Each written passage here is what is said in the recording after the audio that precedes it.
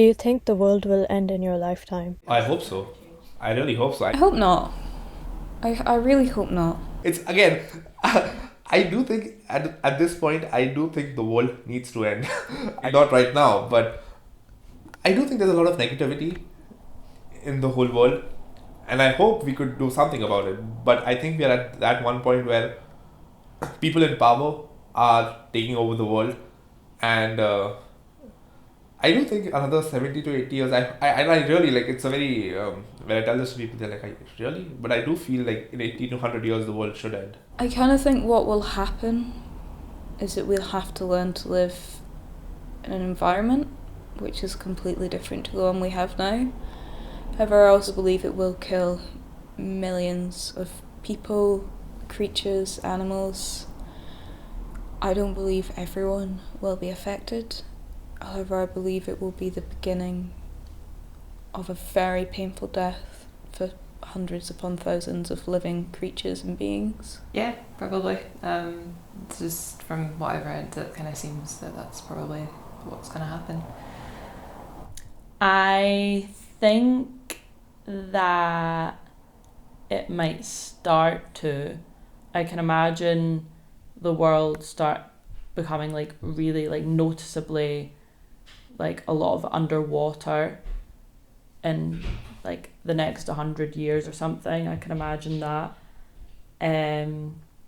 So yeah, I don't think it necessarily will end completely, but might start to see the beginning of it.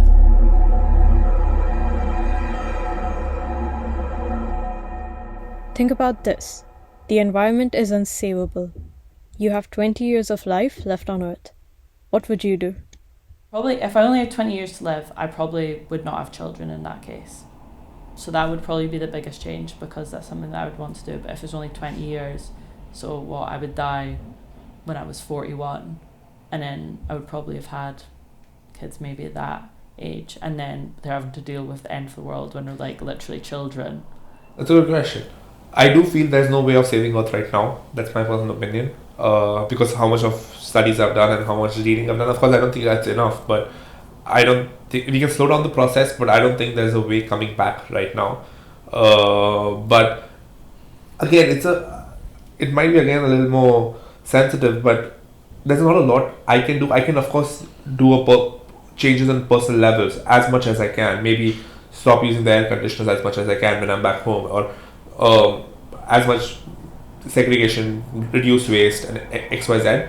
But now, at this point, I do feel it's more in the hands of the big corporations and who are reliable, not reliable, but who are producing 50 to 60% of the waste on the whole planet. As of now, I don't think single person can change the whole world. It needs to be big corporations. It needs to be the government. Look at the world around you.